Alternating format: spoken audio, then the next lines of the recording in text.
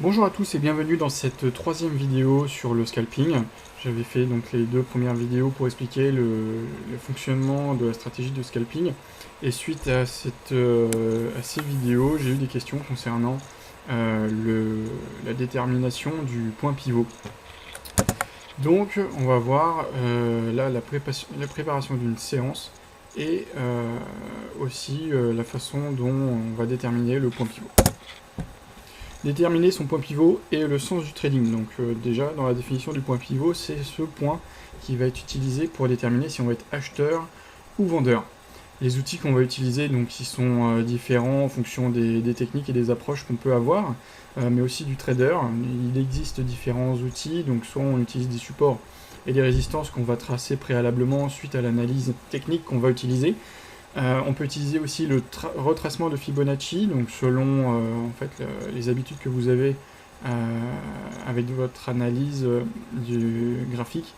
Vous pouvez utiliser régulièrement le retracement de Fibonacci pour déterminer votre point pivot. Ensuite, on a les indicateurs techniques. Donc on a l'indicateur technique point pivot qui peut être utilisé. Moi, j'en suis pas spécialement fan. Mais je sais que certaines personnes préfèrent l'utiliser puisqu'il prend en compte différents indicateurs mathématiques par rapport au prix pour pouvoir créer ces points pivots. Et aussi pour déterminer le sens du trading, enfin d'achat-vente et son point pivot, on peut utiliser aussi les chandeliers japonais. Donc ça, c'est ce qu'on va voir tout de suite. Je prends un graphique. Voilà, ici on a un graphique du DAX. Je vais reprendre un tout neuf. Ça va être déjà beaucoup plus simple, comme ça on va pouvoir faire l'analyse graphique ensemble.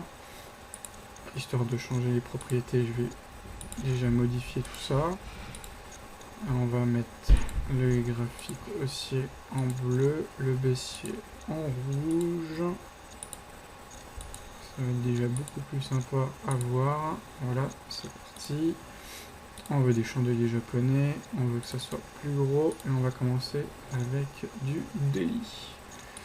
Voilà, nous voilà en daily, un petit peu plus gros encore, et on a la dernière séance qui a été faite, donc c'était vendredi dernier.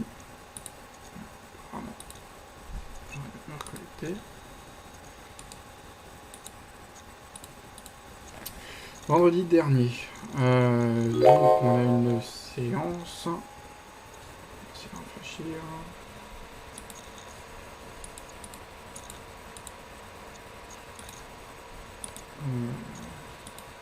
J'ai bien voulu avoir mon graphique.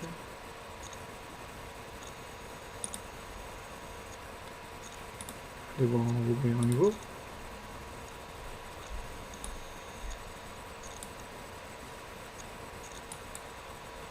Ah, pardon, je ne me suis pas connecté au bon compte.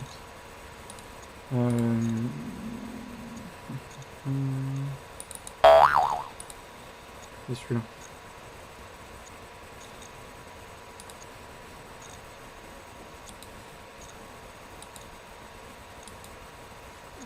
Ça peut pas fonctionner non plus. C'est pas grave, on va se connecter à FXCM Trading Station.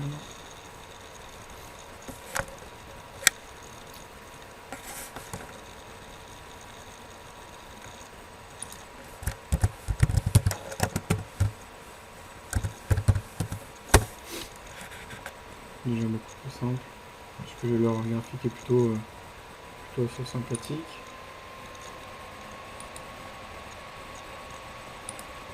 Et un graphique.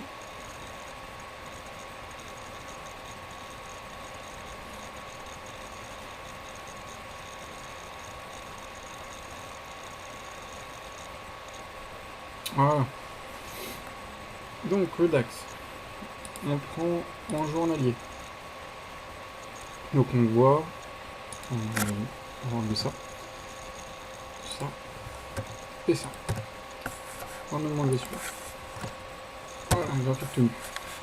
On voit que la dernière séance de vendredi finit par un doji, que les derniers mouvements sont plutôt baissiers.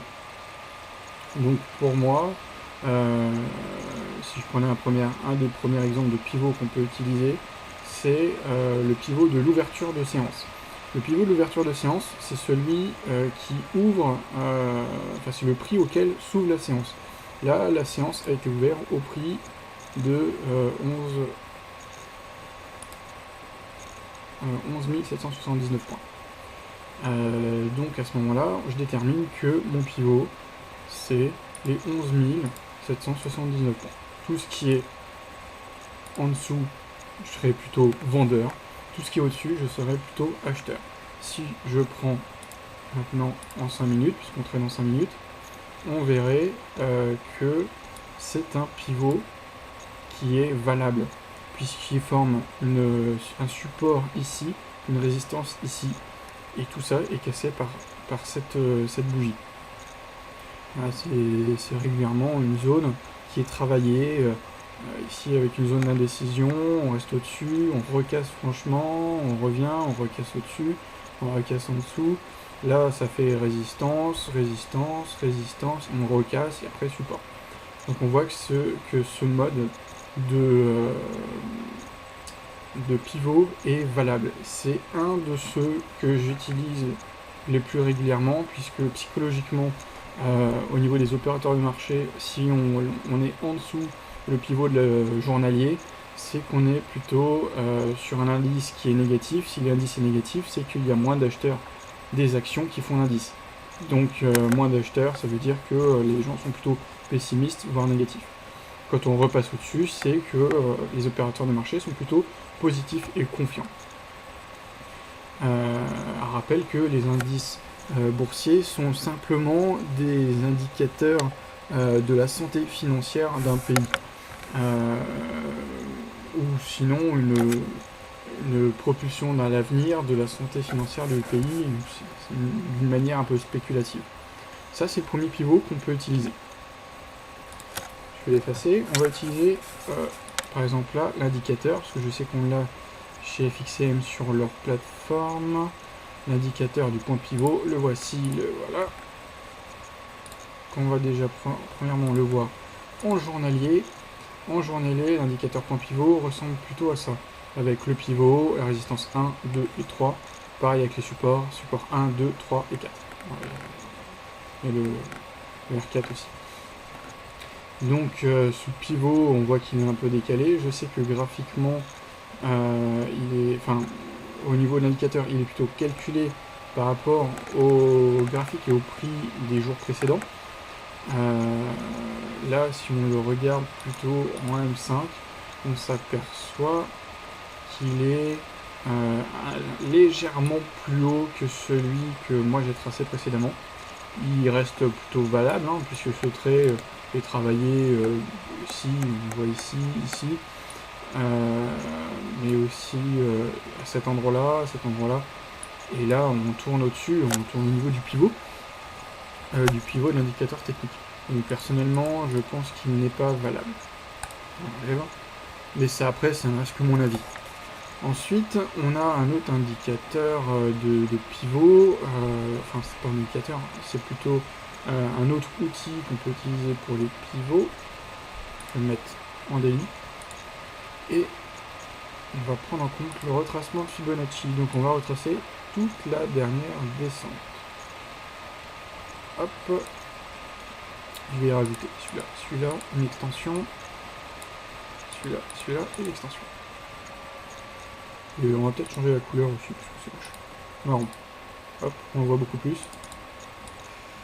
Voilà, un retracement de Fibonacci. Donc là, on peut se dire, on peut utiliser chaque trait comme pivot. Au niveau de ce pivot-là, on peut se dire que tout ce qui est en dessous les 50, c'est vendeur, au-dessus, c'est acheteur.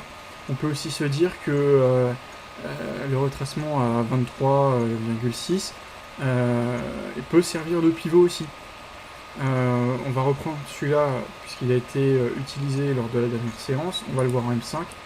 Ce que ça donne, si on peut estimer qu'il soit valable ou pas. La séance commence.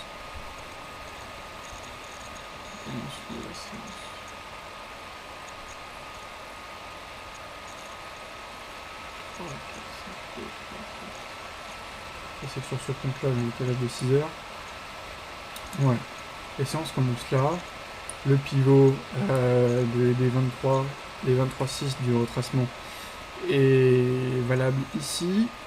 Il est transpercé là. Il est un peu travaillé ici. Il repart. Il est travaillé là. Donc là, on serait plutôt sur un biais vendeur. Donc on s'aperçoit que les bougies baissières sont plus grandes que les bougies haussières, même si celle-là elle est méchante et celle-là aussi. On retrace à la baisse, on retrace à la baisse, on monte tout doucement, on retrace à la baisse, on monte tout doucement, on descend. Là, une indécision, on remonte, on corrige, ensuite on remonte, là on casse, on retravaille autour. Donc là, oui, on peut s'apercevoir que vraiment les mouvements baissiers étaient plus importants que les mouvements haussiers. En dehors de celui-là qui avait un biais à essayer de vraiment percer et retrouver les 38,2 du retracement de Fibonacci. Là, on peut se dire que ce pivot-là est plutôt valable. Hein. On le voit là, il est travaillé là, il est travaillé là. Ici, on essaie de l'atteindre, mais on n'y arrive pas. Ici, on a une fausse cassure ici aussi, puis il est retravaillé. Donc, c'est vraiment une zone qui est travaillée et qu'on peut utiliser comme pivot valable. Regardez, ici aussi, si on recule encore.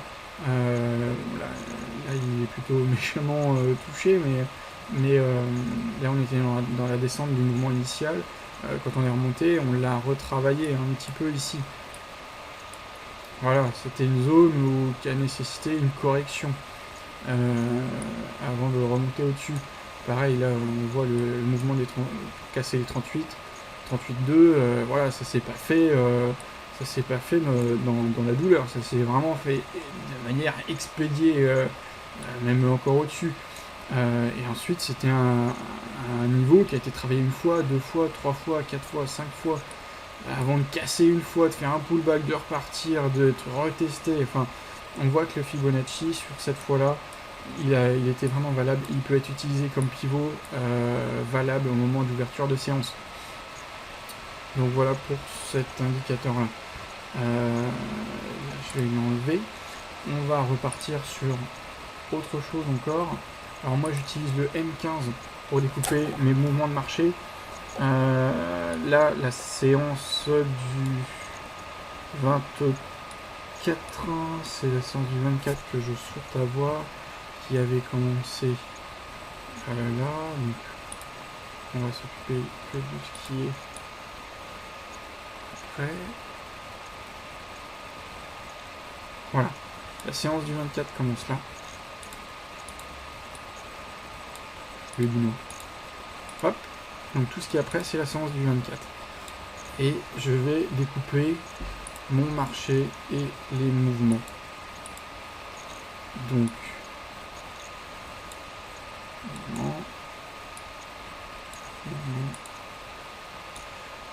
on descend, corrige, on descend,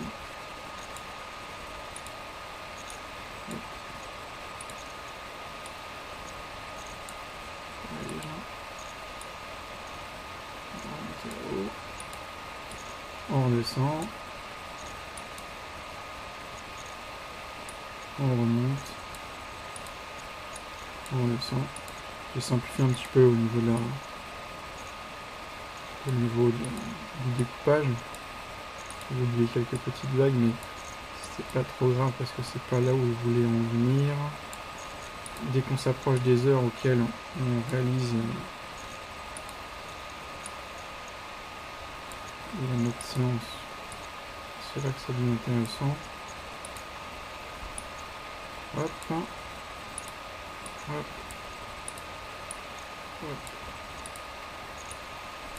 On descend, on remonte, on descend,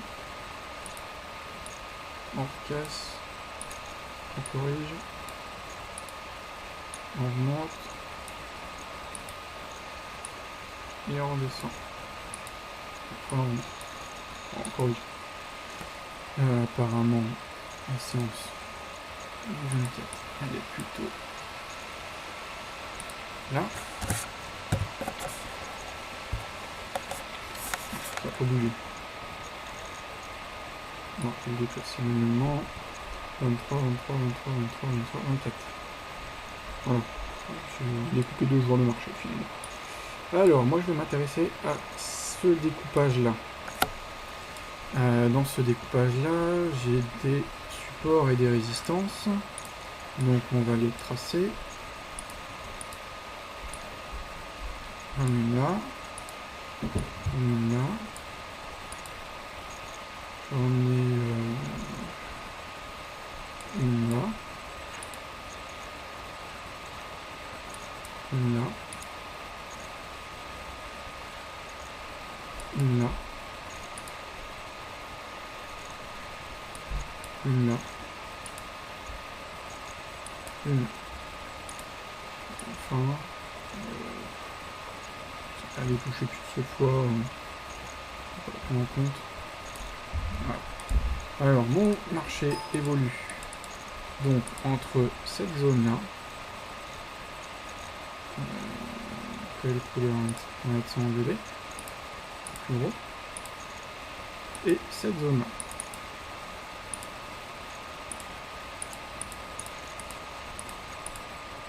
Voilà. C'est le range dans lequel évolue mon marché pour cette journée-là. Donc je sais que j'ai 6 heures de décalage. Donc si je veux commencer ma journée à 15h30, il va falloir que je recule de 15h. Donc c'est à 11h30 que je vais commencer vraiment ma session de trading. Non, 6h. Donc c'est à 9h30 que ma session de trading commençait. C'est-à-dire ici. Ici, pour moi, c'est le point 0.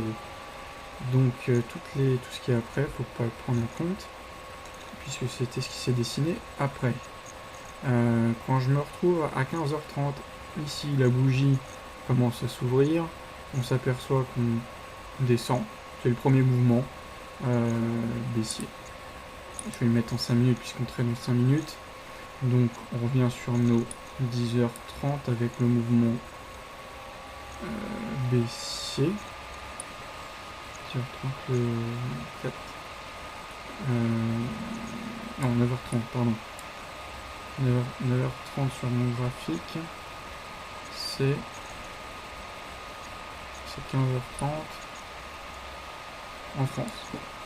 Donc 9h30 là, c'est ouverture en fait des US. Donc je sais qu'à 9h30, j'ai mon graphique qui ressemble plutôt à ce découpage là. Donc j'ai un plus bas, un plus haut, un plus bas, un plus haut, un plus bas qui est à nouveau plus bas. Donc on a cassé ce niveau là. Un nouveau plus haut qui est plus bas. Et donc on trace cette droite là. Ça ressemble globalement à ça. Voilà, c'est une droite plutôt baissière. Et au moment du début de la séance, on est en dessous ce dernier plus haut. Donc on peut estimer que ce dernier plus haut, c'est notre pivot. Je vais le mettre en noir aussi. Voilà, notre zone de pivot, c'est à ce moment-là notre dernier plus haut du mouvement M15 précédant l'ouverture de marché des US. Donc en dessous, ce niveau-là, je suis baissier. Donc je vais commencer par exemple ma séance de trading à vendre, correction, peut-être un split s'il y a... Oui, voilà, un split qui doit se trouver par là, une revente, dernier mouvement. Là je peux me retrouver à vendre encore, au bout d'une demi-heure je vends et là je me fais stopper ou je vais être convié à hedger. Donc admettons que je me fais stopper, là je passe acheteur puisqu'on a clôturé le M5 au-dessus de ce niveau là, et Ensuite, j'achète. Je me retrouve acheteur, acheteur partout. C'est-à-dire que, par exemple, là, on voit qu'on reste collé à ce pivot. Je me retrouve à acheter là, ici. On revient dessus, on rachète à chaque fois et on vient chercher les 5 points qui va nous permettre en fait de ressortir en bénéfice. Les 5 points, ils sont là. Hein. Si on achète un 83, 84, 85, on se retrouve à vendre au niveau de cette résistance là que j'avais tracée, qui ressemble en fait qui ressemble à ce point qui était testé ici et ici. Donc là on va encore le retester et c'est notre take profit qu'on va acheter en fait là pour revendre ici dans cette zone là pendant une vingtaine de minutes et ainsi de suite. On est au-dessus de notre pivot, donc on achète partout, on corrige, on rachète, et là c'est pareil, ça corrige, on rachète dès la clôture et boum, hop, on revend. Et là on casse, on peut racheter, on fait un nouveau plus haut, il y a une accélération, c'est un setup d'accélération, on rachète à chaque fois qu'on casse, là on corrige, donc on rachète là, on ressort, on réaccélère, donc on achète, on ressort, on réaccélère, on achète, on ressort peut-être pas parce qu'on n'a pas les points, mais on se retrouve à nouveau dans un niveau baissier, on va splitter, et peut-être, la séance est bien terminée puisqu'ils sont 13h, hein, il est 21h heure française, donc par rapport à notre début de séance qui est là, je pense qu'on en a déjà pris assez. Mais oui, si on est encore en position, on se retrouve à splitter et à être stoppé ou à hedger un peu plus tard. Mais globalement, tous les mouvements, tant qu'on est au-dessus de celui-là, on est haussier. Mais ce pivot-là, en M15, par rapport au découpage qui a été fait, il remonte. Initialement, il est là puisque c'est la cassure du dernier plus haut, donc c'est notre pivot. Ensuite, notre pivot, une fois qu'il est cassé,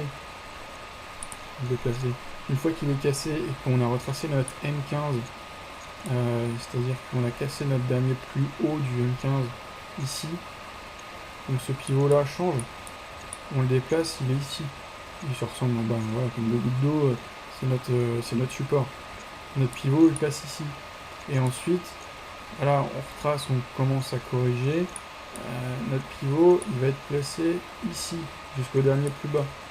Et là, on s'aperçoit qu'on retravaille sur cette zone de pivot. En dessous, on est vendeur, au-dessus, on est acheteur. Là, vu qu'on est un peu en indécision, on va plutôt rester acheteur en attendant vraiment que ça casse. En même temps, vu l'heure qu'il était à ce moment-là, 14h50 plus 6h, il était 20h50. Heure française, donc on touchait pas trop au training à ce moment-là. On était plutôt un vendredi soir en train de manger ou faire la fête ou au restaurant ou en plein apéro. Donc voilà comment j'ai déterminé ce point pivot graphiquement par rapport au prix.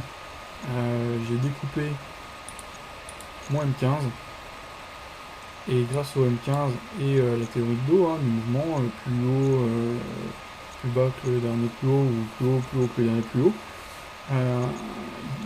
Idem pour les plus bas. C'est grâce à ce découpage de mouvement là que je vais déterminer mon pivot au cours de la séance.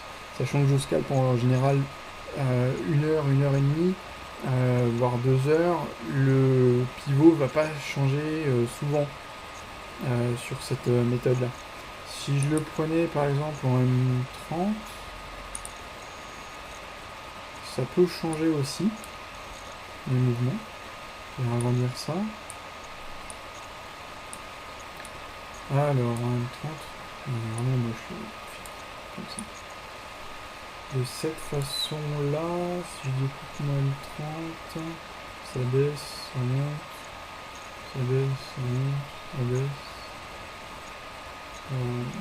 Donc ça rebaisse là, ça remonte, oui, le M30 est découpé à peu près comme le M15, il paraît même moins parlé, je pense que, c'est ce que j'utilise plutôt le M15 pour découper, et pour moi c'est beaucoup plus parlant. Mon pivot aurait changé Si je rentre à 9h30, mon pivot, je l'aurais modifié 9h30 heure américaine. Je l'aurais modifié qu'à peu près que 2 heures plus tard, donc mon pivot n'aurait pas changé pendant la séance. Voilà globalement les différentes façons que j'utilise pour déterminer mon pivot. Donc il y a les supports résistance comme là on vient de le voir, il y a le Fibonacci comme je vous l'ai montré tout à l'heure, il y a l'indicateur technique que moi je cautionne pas trop, c'est l'indicateur technique pivot, et il y a le chandelier japonais donc par rapport à l'ouverture de la séance. C'est plutôt le pivot psychologique, mais qui est valable, on a pu le voir.